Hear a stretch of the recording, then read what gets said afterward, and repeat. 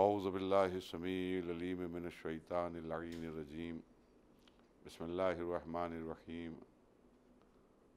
الحمد للہ الذی ہدانا لہذا وما کنا لنہتدی لولا ان ہدانا اللہ لقد جاءت رسل ربنا بالحق والصلاة والسلام علی اشرف الانبیاء وسید المرسلین بالقاسم محمد اللہم صلی اللہ علیہ وسلم وَإِلَى بَيْتِهِ الطَّيِّبِينَ الطَّاهِرِينَ الْمَعْصُومِينَ الْمَظْلُومِينَ وَلَعْنَةُ اللَّهِ عَلَىٰ أَعْدَائِهِمْ وَقَتَلَتِهِمْ وَغَاصِبِي حُقُوقِهِمْ وَمُنكِرِي فَضَائِلِهِمْ وَمَصَائِبِهِمْ أَجْمَعِينَ مِنْ يَوْمِنَا هَٰذَا إِلَىٰ يَوْمِ الدِّينِ أَمَّا بَعْدُ فَقَدْ قَالَ اللَّهُ تَبَارَكَ وَتَعَالَىٰ فِي كِتَابِهِ الْمُبِينِ وَهُوَ أَصْدَقُ الصَّادِقِينَ وَقَوْلُهُ الْحَقُّ بسم الله الرحمن الرحيم وما خلقت الجن والإنس إلا ليعبدون صلوات بھیج دیں محمد ارباب غم ماتمداران سید الشہداء، ناظرین کی خدمت میں رضا خانہ محمد عالم صاحب سے جو ایک گفتگو کا سلسلہ شروع ہوا تھا، آج اس کی 5ویں شب ہے، اور اس گفتگو کے لیے، ان مجالس کے لیے جن آیت قرآنی کی تلاوت کا شرف حاصل کیا وہ سورہ ذاریات کی ہے۔ ترجمہ اس کا یہ ہے کہ ہم نے نہیں پیدا کیا جنوں کو، ہم نے نہیں پیدا کیا انسانوں کو، مگر اس لیے پیدا کیا کہ یہ ہماری عبادت کریں۔ تو مال حیات اللہ کی عبادت ہے، مقصد حیات اللہ کی عبادت ہے، اللہ کی فرما برداری ہے، اللہ کے سامنے سر بسجود رہنا ہے۔ کل میں آپ کے سامنے ایک بات عرض کرنے کی کوشش کر رہا تھا، کمائیگی علم کا مجھے اعتراف ہے کہ بندگی کا جو بندگی کے سلسلے میں جو اتنی تنبیہ اللہ کی طرف سے ہوئی ہے، اور اللہ یہ چاہتا ہے کہ انسان اللہ کا بندہ ہو جائے، اللہ کا عابد ہو جائے، اللہ کا عبادت گزار ہو جائے، اس کا سب سے بڑا سبب یہ ہے کہ اللہ یہ چاہتا ہے کہ اگر اشرف مخلوق بنایا ہے، اگر اس انسان کو پیدا کیا ہے، تو یہ اپنے مقصد کو جان لے اور گمراہی سے محفوظ رہے۔ جیسا کہ میں نے کل آپ کے سامنے عرض کیا کہ انسانوں کے لیے اس بات کی ضرورت تھی کہ وہ اللہ کے عابد ہو جائیں اور اللہ سے ان کا کانٹیکٹ رہے، اللہ سے ان کا رابطہ رہے، اور جو اللہ سے رابطہ رہے گا وہ شر شیطانی سے محفوظ رہیں گے۔ جو شیطان اتنی قوت و طاقت رکھتا ہے کہ اللہ کی بارگاہ میں بزم ملائکہ کے درمیان سجدہ نہ کرنے کی اس پاداش میں جب اللہ اس سے سوال کر رہا تھا کہ تجھے کس نے منع کیا، کیوں نہیں سجدہ کیا، تو بجائے اس کے کہ نادم ہوتا، بڑی ڈھٹائی کے ساتھ کائنات کے مالک اور خالق کے سامنے، سپریم پاور کے سامنے بڑی ڈھٹائی کے ساتھ کہا کہ میں آگ سے بنا ہوں، میں اس سے افضل ہوں، یہ مٹی کے بنے ہوئے ہیں اور میں تو سجدہ نہیں کروں گا۔ تو کہا کہ تم نکل جاؤ، فخرج، تم نکل جاؤ، تم لعین ہو، تم مردود ہو، تم شیطان ہو۔ تو اس کے باوجود اس کی ڈھٹائی میں کوئی فرق نہیں آیا، اور اس نے اسی طرح جواب دیا کہ ٹھیک ہے، جا تو رہا ہوں، لیکن میں ایک وعدہ کر کے جا رہا ہوں کہ وقت معلوم تک مجھے مہلت دی جائے تاکہ میں تیرے بندوں کو بہکا سکوں۔ تو سامنے کی بات ہے، اور سوچنے کی بات ہے، اور غور کرنے کی بات ہے، اور فکر کرنے کی بات ہے۔ ہمارا دشمن بن کر وہ آیا ہے جو اللہ کی دشمنی پر درپے تھا اور اللہ سے مقابلہ کرنے کو تیار تھا۔ قادر مطلق کے مقابل میں جو کھڑا ہو گیا تھا وہ ہم مجبوروں کا مخالف بن کر یہاں آیا ہے، اور اس کا ایک ہی مشن ہے، ایک ہی مقصد ہے کہ کسی طرح ان انسانوں کو صحیح راستے سے بھٹکایا جائے، انہیں صراط پر جو گامزن ہیں گامزن رہنے نہ دیا جائے، یہ جن معرفت کی منزلوں پہ بڑھ رہے ہیں ان کو بڑھنے نہ دیا جائے۔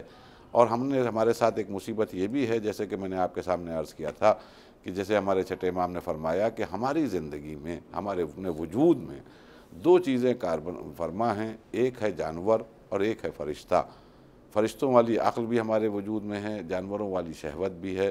تو ایک بیلنسنگ پوائنٹ جب آتا ہے سن بلوغ کے وقت کہ یہاں پر تم آدھے جانور ہو اور آدھے فرشتہ ہو، اب تمہارا کمال یہ ہے کہ تم میری بندگی کرو، تم میری عبادت کرو، تاکہ تمہارا جانور دھیرے دھیرے مرتا چلا جائے، ختم ہوتا چلا جائے، ٹوٹتا جائے اور بکھرتا جائے، اور دھیرے دھیرے اس طرح تمہارے اوپر فرشتہ حاوی ہو جائے، عقل حاوی ہو جائے کہ تم اللہ کے جو بتائے ہوئے راستے ہیں ادھر چلو جدھر بتایا گیا ہے، اور اس طرح کامیاب ہو جاؤ کہ آواز آئے کہ فادخلی فی عبادی وادخلی جنتی، آؤ میرے بندوں میں شامل ہو جاؤ، آؤ میری جنت تمہارا انتظار کر رہی ہے۔ اس لیے کہ مشیت خود اللہ آ نہیں سکتا ہے، تم اللہ تک جا نہیں سکتے ہو، شیطان موجود ہے۔ بار بار قرآن میں کہا بھی گیا ہے کہ الم اعہد الیکم یا بنی آدم ان لا تعبدوا الشیطان، اے اولاد آدم تم سے عہد نہیں لیا تھا، تمہیں نہیں بتایا تھا کہ شیطان تمہارا دشمن ہے، انکم لکم عدو مبین، وہ تمہارا کھلا ہوا دشمن ہے، انعبدونی، تم اگر عبادت کرنا ہے تو میری عبادت کرو، ھذا صراط مستقیم۔ سورہ یاسین اس بات کا گواہ ہے کہ یہی سچا راستہ ہے اور یہی طریقے کا راستہ ہے، یہی اچھا راستہ ہے جہاں سے تمہاری بشریت بچے گی، اشرف مخلوق ہونے کا اعزاز بھی تمہارا نہ چھینا جائے گا۔ تو اب اس کے لیے ضرورت اس بات کی تھی کہ ہم کسی کو فالو کریں، کسی کی پیروی کریں، تاکہ مقصد حیات کو جان کے اس راستے پہ چلیں جو اللہ کا بتایا ہوا راستہ ہے، اور اس راستے پہ چلیں کہ جس وقت چل رہے ہوں تو کوئی بھٹکانے والا بھٹکا نہ سکے، کوئی شیطان شیطانیت نہ کر سکے، کوئی گمراہ نہ کر سکے۔ تو اس کے لیے نذیر و دلیل کی ضرورت تھی۔ نذیر و دلیل کا نام معصومین علیہم السلام ہے، جو یک کے بعد دیگرے آتے رہے، اور کیا کہنا ان معصومین کی جو نہج بتایا، جو ان کی سیرتیں تھیں، اگر اس کے مطابق انسان عمل کرے گا تو شر شیطانی سے بھی محفوظ رہے گا اور قرب الہ بھی حاصل ہو جائے گا۔ اس لیے کہ ہمیں ضرورت تھی کہ اشرف مخلوق میں کوئی ایسا کامل ہو کہ جو شیطان کے وسوسوں کا شکار نہ ہوا ہو، اور جو صاحب عصمت ایسا ہو کہ شیطان چاہ کر بھی اس کے قریب نہ آ پایا ہو۔ اس کی زندگی کو اگر ہم فالو کریں گے، اس کے کردار کو اگر ہم ایکسیپٹ کریں گے اور اس کی پیروی کریں گے، تو ہم چاہ کر بھی شیطان کے چاہنے کے باوجود ہم بھٹکائے نہیں جا سکیں گے۔ تو اس میں سب سے پہلا نام غالب کل غالب حضرت علی ابن ابی طالب علیہ السلام کا آتا ہے، کہ جن کی سیرت ہمارے لیے نمونہ عمل ہے، جن کا منہاج، جن کا بتایا ہوا راستہ، اگر اس کے مطابق عمل کرتے ہیں تو مقصد حیات کی منزلوں تک ہم سکون سے پہنچ سکتے ہیں۔ انشاءاللہ میں عرض کروں گا کہ عابد جس وقت ہم بن جائیں گے، اس وقت ہماری زندگی کا کیا کلاس ہوگا، ہماری زندگی کا کیا کمال ہوگا، جس سے آج تک ہم انجان ہیں۔ اور اس کے لیے ضرورت اس بات کی ہے کہ پیروی کے لیے ضرورت ہے کہ کوئی ایسا کریکٹر سامنے ہو، ایسا کردار سامنے ہو کہ جس کا کوئی مقابل نہ ہو، جس کا کوئی برابری کرنے والا نہ ہو، جو اللہ سے اتنا قریب ہو کہ بظاہر وہ بندہ نظر آئے، لیکن اگر اس کو غور سے دیکھا جائے تو آنکھیں اس کی عین اللہ نظر آئیں، زبان اس کی لسان اللہ نظر آئے، چہرہ ان کا وجہ اللہ نظر آئے، نفس کا اتنی پاکیزگی ہو کہ نفس اللہ کہلائے، اٹھے تو اس میں بھی وہی پڑھتا ہوں نظر آئے، بیٹھے تو اس میں بھی وہی پڑھتا ہوں نظر آئے، بولے تو صرف للہیت کا ایک ماحول میں غرق ہو کے بولے۔ یعنی زندگی کے ہر مرحلے میں جب بھی وہ قدم اٹھائے تو رضائے معبود کے مطابق اٹھائے، اور اس کے لیے ضرورت ہے کہ ہم پیروی کریں۔ اور ظاہر ہے کہ اس پیروی کے لیے مولا متقیان سے زیادہ، مولا مشکل کشا سے زیادہ نہ کوئی کریکٹر ہمارے سامنے ہے، نہ ہو سکتا ہے۔ اس کا سبب یہ ہے کہ علی اس کامل ذات کا نام ہے، اس مکمل ذات کا نام ہے جہاں نقص کا کوئی سوال ہی نہیں۔ اما جب بڑے بڑے تاریخ گواہ ہے، جب بڑے بڑے لوگوں کو اگر زندگی میں کسی کی پیروی کرنے کی ضرورت پڑی تو اس کا نام نامی اس میں گرامی علی ابن ابی طالب علیہ السلام تھا۔ ایک کریکٹر ایسا بھی ہے، بھئی آپ کے سامنے ایک بڑا مشہور واقعہ ہے جو میں اکثر عرض بھی کرتا ہوں، کہ ایک نام ہے جس کا برین مشہور تھا، جس کا ذہن مشہور تھا، انتہائی ذہین، خدا داد صلاحیتوں کا مالک، ابو عبداللہ سینا، جو ابو علی سینا کے نام سے، ابو علی سینا کے نام سے آج بھی تمام دنیا میں چھائے ہوئے ہیں۔ یورپ والے بھی بڑی قدر کرتے ہیں، اویسنا کے نام سے بہت سے انوینشنز کی ہیں، انہی نے بڑی ڈسکوریز کی ہیں ابو علی سینا نے۔ یہ ان کے دماغ اور ان کے ذہن اور ان کی زیرکی کا جواب نہیں ہے۔ ایک بار ابو علی سینا کے ذہانت کا عالم یہ تھا کہ ایک بار ان کے شاگردوں نے ان کے ذہن کو آزمانے کے لیے ایک فیصلہ کیا، اور جس مسند پہ یہ بیٹھتے تھے اس کو ہٹایا، اس کے نیچے ایک باریک سی چادر ڈال دی، اور باریک سی چادر ڈالنے کے بعد اس کے بعد مسند رکھ دی کہ دیکھیں ابو علی سینا استاد جب آئیں گے تو کچھ تغیر محسوس کریں گے کہ نہیں، کچھ تبدیلی محسوس کریں گے کہ نہیں۔ جیسے ہی ابو علی سینا تشریف لائے، اپنی مسند پہ بیٹھے، تو کسی سے انہوں نے سوال نہیں کیا۔ ایک بار انہوں نے زمین کی طرف، پھر چھت کی طرف دیکھا، پھر زمین کی طرف دیکھا، تو لوگوں نے سوال کیا، شاگردوں نے سوال کیا، استاد خیریت تو ہے؟ آج اس طرح آپ چھت کو کیوں دیکھ رہے ہیں، زمین کو، فرش کو کیوں دیکھ رہے ہیں؟ کہا آج بھیا سمجھ میں نہیں آ رہا ہے، ایسا لگ رہا ہے زمین کچھ اونچی ہو گئی ہے یا چھت کچھ نیچی ہو گئی ہے۔ تب شاگردوں نے ہاتھ جوڑ کے عرض کی کہ سلام ہو آپ کے ذہن کے اوپر، ہم لوگوں نے آج امتحاناً یہ عمل کیا تھا، ایک باریک سی چادر آپ کی مسند کے نیچے بچھا دی تھی. یعنی ایک باریک سا فرق انہوں نے ادراک کر لیا، وہ سمجھ گئے کہ کچھ نہ کچھ چینج آیا ہے. اتنا ذہین آدمی، لیکن اس تمام تر ذہانتوں کے باوجود، اسی کا تو کمال ہے مولا متقیان کی شخصیت کا. اما چھوٹے لوگوں کو کیا سمجھ میں آئے گا کہ علی کیا ہیں؟ کائنات انسانیت میں جب بڑوں کی زندگی کو دیکھیے گا، تب ان بڑوں کے سامنے سمجھ میں آئے گا کہ ان بڑوں کے درمیان علی کا نام کتنا بڑا ہے، علی کا قد کتنا اونچا ہے. اس لیے کہ عام لوگ کیا جانیں کہ علی کون ہے. ہاں، جو انتہائی ذہین ہیں، انتہائی سمجھدار ہیں، انتہائی زیرک ہیں، انتہائی ہوشیار ہیں، انتہائی انٹلیکچول ہیں، وہ جانتے ہیں کہ کیا قدر ہونا چاہیے مولا متقیان کی. کہ وہی ابو علی سینا کے لیے ایک واقعہ ملتا ہے کہ ایک بار آپ نماز پڑھ رہے تھے، تو لوگوں نے جب نماز پڑھتے ہوئے دیکھا تو بولے تو کچھ نہیں. جب نماز تمام ہو گئی تو ان کے پاس آئے لوگ کہ ابو علی سینا کیا کر رہے تھے آپ؟ کہ میں حمد باری تعالیٰ کر رہا تھا، اللہ کے سامنے رکوع و سجود کر رہا تھا. کہا آپ تو وہ ہیں کہ جو آپ کہتے ہیں کہ اگر کوئی چیز دیکھی نہیں ہے تو مانا کیسے جائے؟ کہاں؟ تو کہا کہ کیا آپ جس کے سامنے رکوع و سجود کر رہے ہیں، کیا آپ نے اس کو دیکھا ہے؟ اس اللہ کو دیکھا ہے؟ اللہ سے ملاقات کی ہے؟ کہا بھیا میں نے اپنے اللہ کو تو نہیں دیکھا ہے. تو کہا جب دیکھا نہیں ہے تو آپ اس کے سامنے جھک کیوں رہے ہیں؟ تو تاریخ گواہ ہے کہ وہ انتہائی ذہین آدمی، حاضر جواب آدمی، تھوڑی دیر کے لیے لاجواب ہو گیا اور اس کی سمجھ میں نہیں آیا کہ کیا جواب دیا جائے.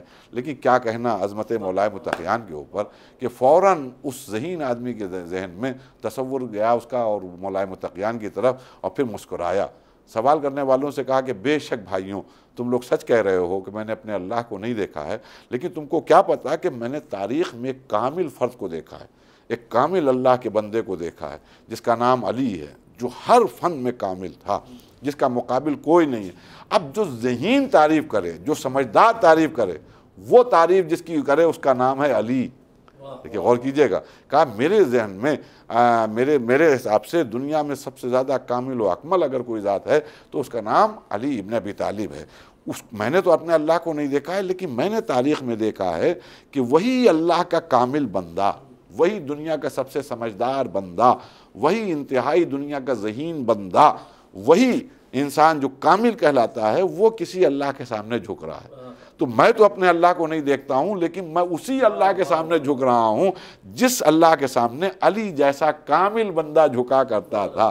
تو معلوم ہوا کہ جب بڑے لوگوں کی زندگیوں کو دیکھیے گا تو وہ سمجھداری کا ثبوت دیتے ہوئے پیروی اسی کی کرتے تھے کہ جس کا نام علی علی علی علی ہے. ایک درود بھیج دیے محمد و آل محمد.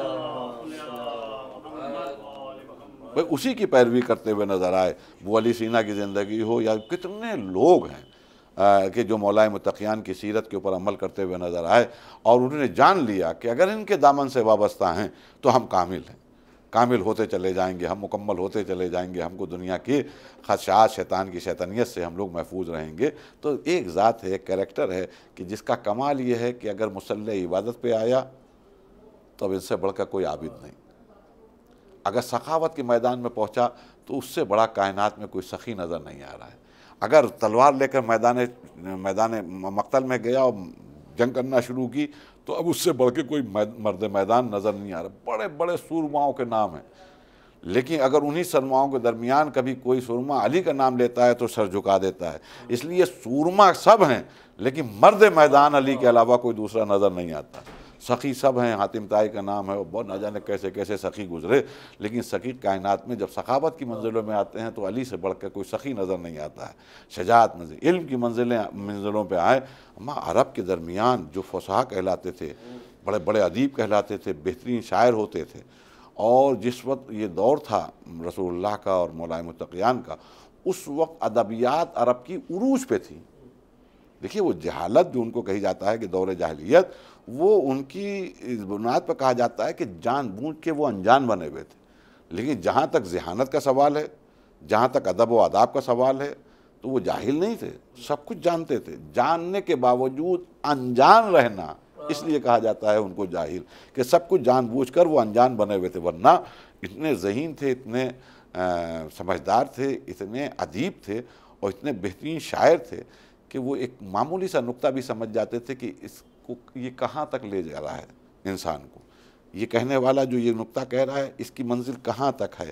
اور اس کے لیے سب سے بڑی دلیل، میں نہ کسی اور کا کوئی حوالہ نہیں دوں گا، اس کی سب سے بڑی دلیل یہ ہے کہ ان عربوں کے درمیان اللہ کی مقدس ترین کتاب قرآن نازل ہوئی، اور اس قرآن کی جیسے ہی نزول ہوا، آیت نبی کریم نے پڑھنا شروع کی، وہی وحشی عرب اس قرآن کی مخالفت پہ آمادہ ہو گئے۔ دیکھیے سب سے بڑی بات یہ ہے کہ اگر وہ ایک دم جاہل تھے تو قرآن کی آیتوں کی ان کی کیا سمجھ میں آتی؟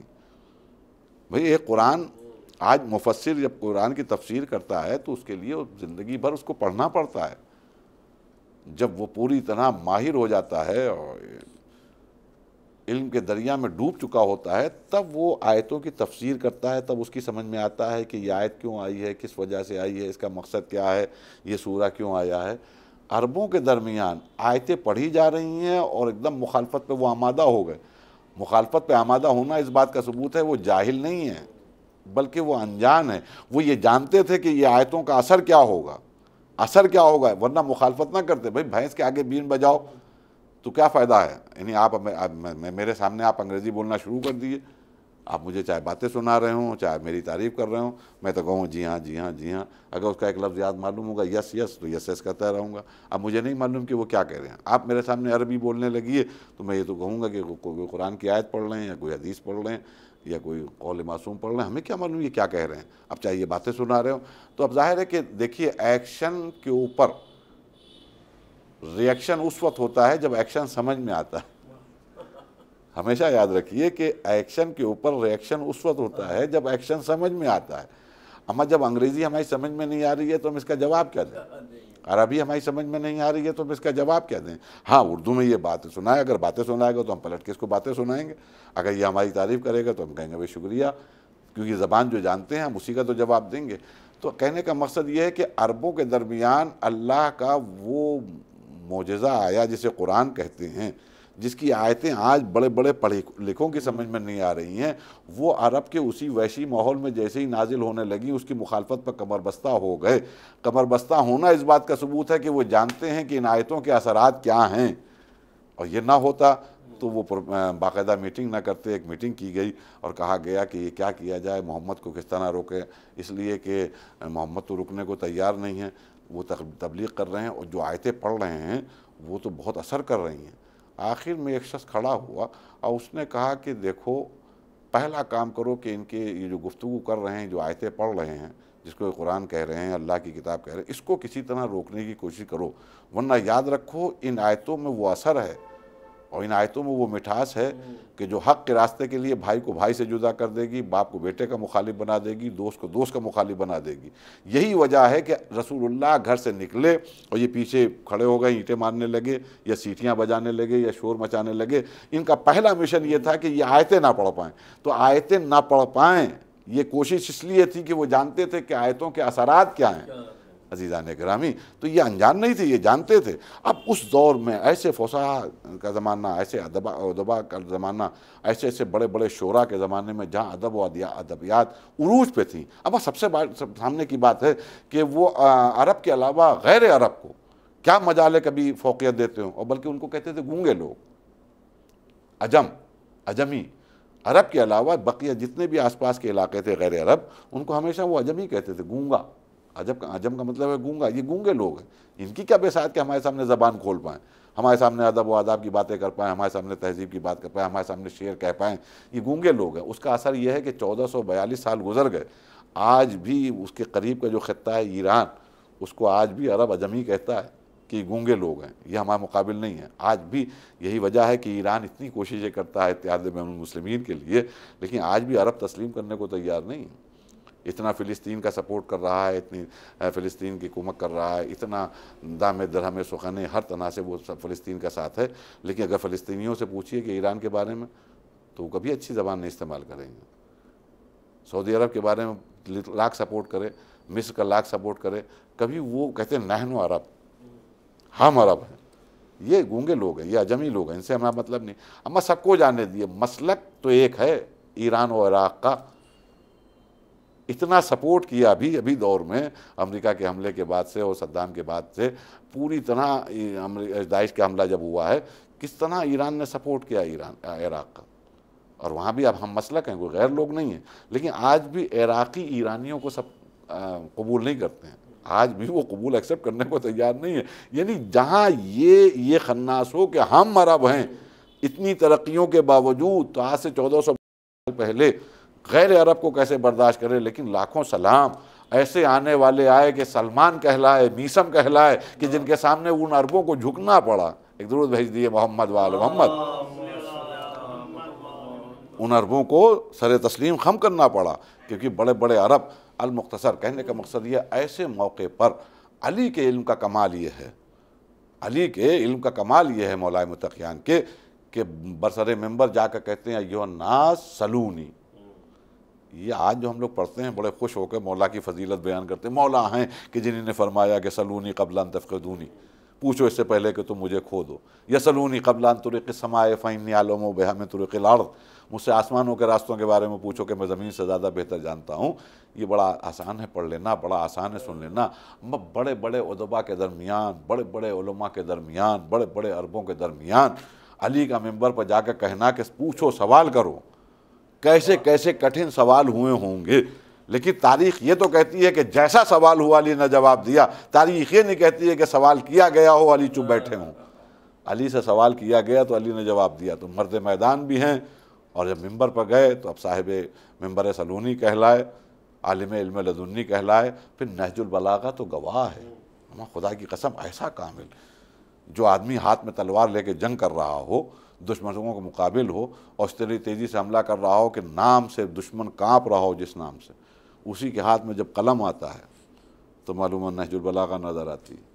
جب زبان کھلتی ہے تو نہج فصاحت نہج البلاغہ نظر آتی ہے. ایسے ایسے خطبے ہیں. اور زندگی کے جو رموز، کیا کہنا مولا متقیان کا. اما آج بڑے بڑے آپ دانشوروں کی واقعات، زندگیاں پڑھی ہے، ان نے جو زندگی کو تجربہ لکھا ہے، وہ ایک طرف، اور 63 برس کی مختصر سی زندگی میں، جس میں ہولناکیاں بھی تھیں، دشمنیاں بھی تھیں، اسلام مخالف بھی ان کے دشمن تھے، اور جو بعد میں دشمن نظر آئے، جنگیں ہوئیں، اس تمام جنگیں و غزوات کے باوجود علی نے زندگی کے جن اجزاء کے اوپر گفتگو کی ہے، جن ٹاپکس کے اوپر گفتگو کی ہے، 1400 سال سے آج تک جب بھی کوئی انسان بولتا ہے تو وہی بولتا ہے جو علی بول چکے ہیں. اب کیا کمال ہے مولا متقیان کا. انشاءاللہ میں اور باتیں بھی عرض کروں گا اس ذیل میں کہ مولا متقیان کا کمال یہی ہے کہ جس ٹاپک پر اگر ممبر پر آئے تو بس فصاحت اور بلاغت کے چشمے ہیں جو جاری ہو رہے ہیں. یہی نہیں، بغیر الف کا پورا خطبہ محفوظ ہے. اما عربی زبان میں بغیر الف کے اپنے متن کو بیان کرنا، اپنے مقصد کو بیان کرنا، یہ ہے کمال علی، جہاں سب لوگ شزدر ہو رہے ہیں اس دیکھ کر. لیکن مولا متقیان پھر زندگی کے ہر موڑ پر کیا کیا خطبے ہیں. تجلیات حکمت دیکھیے، نہج اسرار دیکھیے، نہج بلاغہ دیکھیے. ان کتابوں کو پڑھنے کے بعد حیرت ہوتی ہے کہ یہ کون ہے. لگ ہی نہیں رہا ہے کہ کوئی بشر ہے، لگ ہی نہیں رہا ہے کوئی انسان ہے. ایسا کامل کہ زندگی کو جیسے اتنے قریب سے دیکھ رہا ہے، جس کا ہزاروں سال کا تجربہ ہو، لاکھوں برس کی زندگی گزار چکا ہو، تب وہ نچوڑ اپنی زندگی کا پیش کر رہا ہو. وہ جو مسلسل 10 برس کے سن سے اپنے بھائی کی حمایت میں کھڑا ہو چکا ہو، ہر وقت جان کا خطرہ ہو، چاروں طرف دشمن ہی دشمن ہوں، پھر اس بات کی فکر ہو کہ اپنی جان بھی بچانا ہے، اپنے بھائی کی بھی جان بچانا ہے، پھر ہر مد مقابل لڑنے والے سے لڑنے کو تیار بھی ہو رہا ہو. ایسا اس میں زندگی گزر گئی. 63 برس کی زندگی کیا ہوتی ہے، لیکن 63 برس کی زندگی ایسا لگ رہا ہے کہ 6000 سال کی زندگی ہو رہی ہے. پوری زندگی کا نچوڑ ہر لمحے. آپ نہج بلاغہ کو دیکھیے، آپ نہج اسرار کو دیکھیے، یا تجلیات حکمت، یا اور مولا متقیان کی کتابیں تو مولا متقیان کے فضائل و کمالات سے بھری ہوئی ہیں. ان زندگیوں کو قریب سے دیکھیے، ان کے اقوال کو، ان کے زندگی کے جو لکھے ہوئے کلمات ہیں ان کو دیکھیے تو حیرت ہوتی ہے کہ 1400 سال پہلے علی زندگی کے ہر راز سے جیسے واقف نظر آ رہے ہوں. یہی وجہ ہے کہ ایک انگریز مورخ نے جب آپ کا خطبہ پڑھا نہج البلاغہ کا تو لکھنے پر مجبور ہو گیا کہ اس خطبے کو پڑھنے کے بعد میں اس نتیجے پر پہنچا ہوں کہ کائنات بنانے والا یہی شخص ہے. کائنات بنانے والا، دنیا پیدا کرنے والا، یہ زمین کا فر بچھانے والا، یہ آسمان کا شامیانہ لگانے والا، یہ چاند سورج و ستاروں کے چراغ روشن کرنے والا یہی شخص ہے۔ یا تو اس نے دنیا بنائی ہے، یا اگر کوئی دوسرا بنانے والا ہے تو یہ کونے میں بیٹھا ہوا دنیا بنتے ہوئے دیکھ رہا ہے۔ یہ ہے کمال۔ تو اب ایسی زندگیاں اگر سیرت کے لیے پڑھی ہوں تو انسان ایک اچھا اللہ کا بندہ بھی بن سکتا ہے، اور یہی سیرت ان کے بیٹوں میں نظر آ رہی ہے، یہی سیرت امام حسن میں بھی نظر آ رہی ہے، یہی سیرت آقا حسین میں بھی نظر آ رہی ہے۔ اور امام حسین علیہ السلام، جو کہ مجلس امام حسین ہے اور لائیو ٹیلی کاسٹ ہو رہا ہے، ظاہر ہے کہ سننے والے تو موجود نہیں ہیں، لیکن بہت دور تک ناظرین مجلس کو سماعت فرما رہے ہوں گے۔ سب سے بڑی بات یہ ہے کہ امام حسین علیہ السلام، بے شک مولا متقیان کی اتنی فضیلتیں بیان کی اور انشاءاللہ میں عرض کروں گا، لیکن امام حسین علیہ السلام کا ایک کمال یہ ہے کہ ایک دوپہر میں ایک ایسا قدم اٹھایا آپ نے کہ جس علی کے سامنے کسی کا چراغ جلا نہ ہو، اگر اسی کے سامنے کسی کا چراغ جلا ہے تو اس کا نام ہے چراغ حسین۔ اکثر میں سوچتا ہوں، بلکہ ایک بار میں نے کہا بھی تھا جب میں زیارت کرنے گیا اربعین کی، اور ہزاروں آدمی نجف ایئرپورٹ پر موجود تھے اور اتر رہے تھے، تو نجف مولا متقیان کا مرکز، ان کی مرکز کی جگہ ہے، ان کے مزار کی جگہ ہے، ان کے روضے کی جگہ ہے، لیکن ایئرپورٹ پہ جیسے ہی آپ اتریں گے سامنے ہی لکھا تھا السلام علیکہ یا ابا عبداللہ الحسین، اور زوار امام حسین کا ہم استقبال کرتے ہیں۔ تو وہاں پر میرے ساتھ جتنے لوگ تھے ان سے میں نے کہا سلام کی عظمت حسین کے اوپر، اما گھر علی کا ہے اور نام حسین کا لیا جا رہا ہے اور سلام حسین کو کیا جا رہا ہے، تو یہ ہے امام حسین کا کمال۔ اور اس کمال میں حسین نے جو امتحان دیا ہے وہ انتہائی سخت۔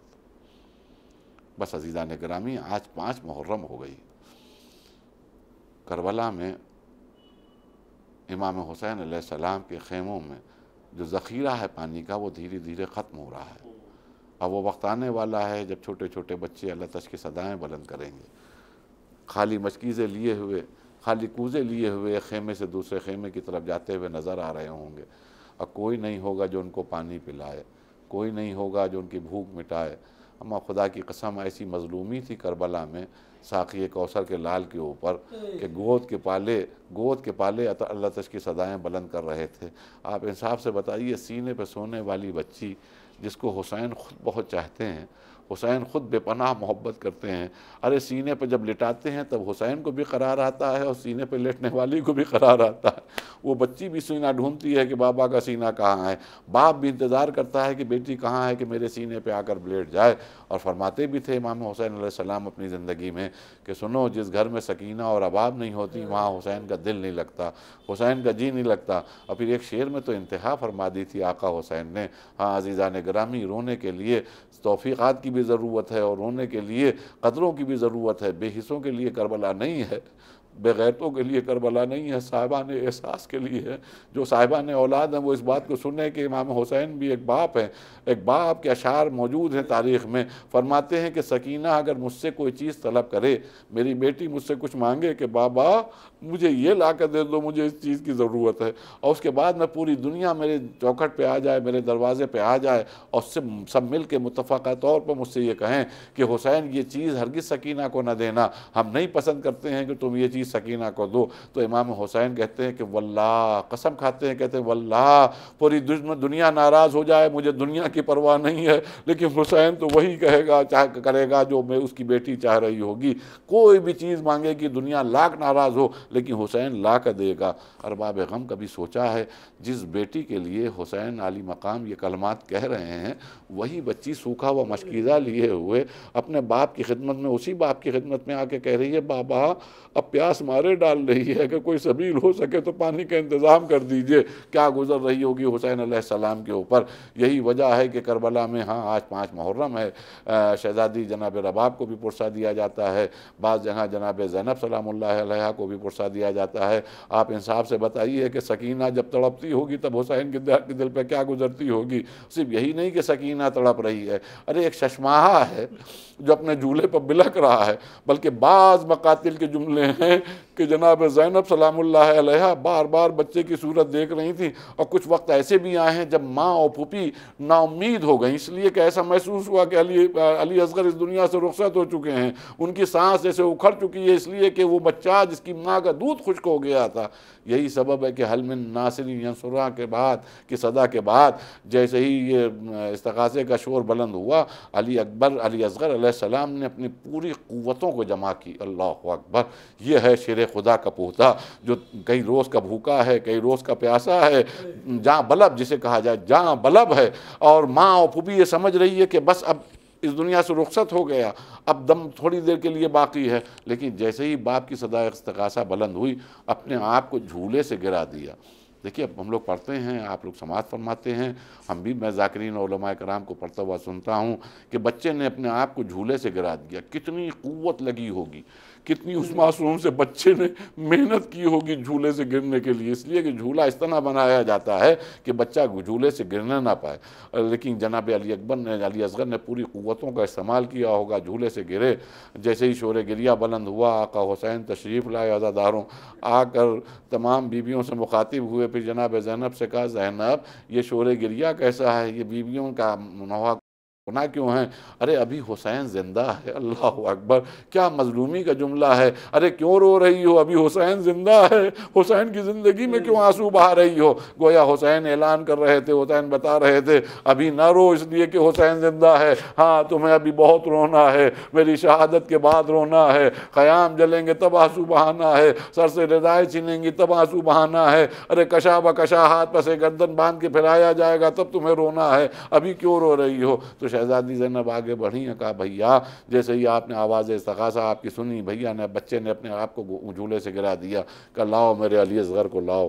ہاں عزاداروں معصوم بچے کو لیا۔ اب ایک روایت مقتل کی اور ہے، وہ یہ کہ جناب رباب نے جب دیکھا کہ والی بچے کو میدان کربلا میں لے کے جانا چاہ رہے ہیں، تو ایک ماں ہے سمجھ رہی ہے کہ کیا ہونے والا ہے بچے کے ساتھ، تو ایک بار آگے بڑھی، کہا والی یہ بچے کو تھوڑی دیر مجھے دے دیے، میں اس کا لباس بدل دوں، اور ایک چھوٹا سا کرتا ایک ماں نے پہنایا، پھر بوسے لینا شروع کیا۔ لو گویا جناب رباب کو معلوم ہے کہ اب یہ بچہ جا رہا ہے، واپس نہیں آئے گا، لو پھر والی کے حوالے کیا۔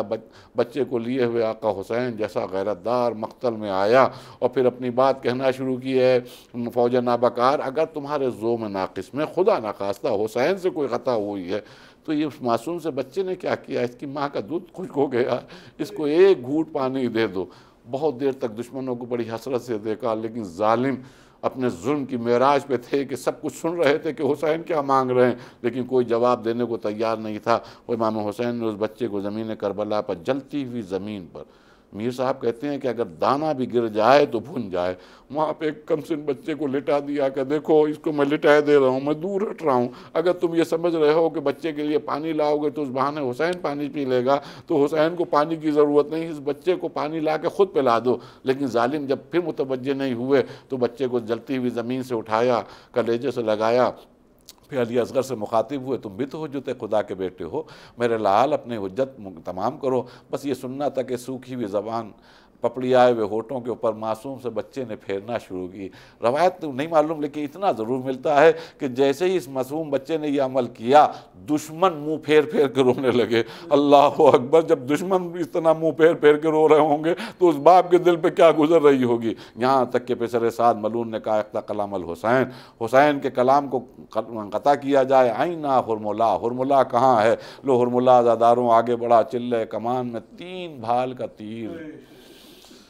بڑا آسان ہے ارباب غم، بڑا آسان ہے اس کا سن لینا اور پڑھ لینا، لیکن چلے کمان میں تیر جب جوڑ کے ریا کیا ہے تو مقاتل کے ایک جملے کو زیادہ تر رائٹرز نے لکھا کہ جیسے ہی تیر گروہ اقدس پہ لگا، بچہ اپنے باپ کے ہاتھوں پہ منقلب ہو گیا، پلٹ گیا۔ اللہ اکبر! کتنا وزن تھا تیر کا اور کتنا زور تھا اس تیر میں کہ بچہ باپ کے ہاتھوں پہ منقلب ہو گیا۔ لو چہرے پہ خون ملا، یہ وہ شہادت ہے، یہ وہ قربانی ہے کہ جو ثابت قدم حسین ہر جنازے کو لے کے آئے، لیکن جب اس کو خیام کے قریب لائے تو عالم یہ ہے کہ ہمت نہیں پڑ رہی ہے کس طرح ماں کے سامنے اس لاشے کو پیش کیا جائے گا۔ اسی لیے ہم لوگ عمل عاشورہ میں ایک عمل کرتے ہیں، وہ یہی یاد ہے کہ امام حسین حسین علیہ السلام خیمے کے قریب آتے ہیں، پھر واپس جاتے ہیں اور بار بار 7 قدم آگے بڑھتے ہیں ہم لوگ جیسے عمل کرتے ہوئے، اسی طرح حسین آگے بڑھتے تھے، انا للہ و انا الیہ راجعون، پھر پیچھے ہٹتے تھے، انا للہ و انا الیہ راجعون۔ آخری مرتبہ تمام ہمت کو جب جوڑا اور اس کے بعد میں جٹانے کے بعد میں فرمایا رباب اپنے بچے علی اصغر کو لے جاؤ۔ بس یہ سننا تھا کہ رباب کے ساتھ پھوپھی زینب بھی آ گئی، ایک معصوم سی بہن بھی آ گئی۔ روایت کہتی ہے کہ پھوپھی اماں نے ایک منظر دیکھا کہ باپ کے آغوش میں بچہ ہے، ادھر معصوم بچی نے ایک سوال کیا، ایک شکوہ کیا، بابا آپ بھیا سے بہت محبت کرتے ہیں، میں بھی تو پیاسی تھی، آپ نے بھیا کو پانی پلا دیا، لیکن آپ کی بچی سینے پہ سونے والی بچی پیاسی رہ گئی۔ لو ابا کا دامن ہٹا، کیا منظر دیکھا کہ من کا ڈھلا ہوا ہے، علی اصغر اس دنیا میں نہیں رہے۔ معصوم جیسے ہی اس معصوم کی شہادت کو دیکھا تو ایک ماں نے تڑپ کے کہا، اے میرے لال علی اصغر تمہارے جیسے بچے بھی نہر کیے جاتے ہیں۔ لو ایک کوہرام خیام میں برپا ہوا، والی اصغرا والی اصغرا کی صدائیں بلند ہونے لگی۔